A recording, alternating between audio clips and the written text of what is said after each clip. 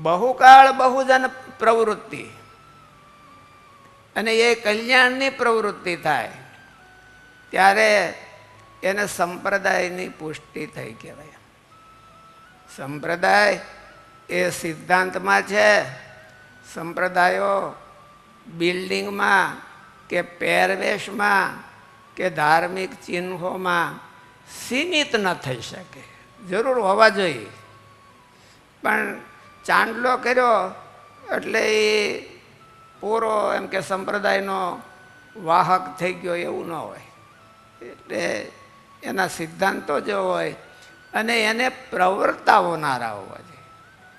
સંપ્રદાયો ગુરુક્રમ એટલે એ પ્રવૃત્તિને પ્રવર્તન કરવાવાળા કે આગળ ધપાવવાવાળા હોય તો એ ક્રમની અંદર આવ્યા તો બરાબર કહેવાય, અને નહીં તો એ સંપ્રદાયના વહન કરનારા ન કહેવાય.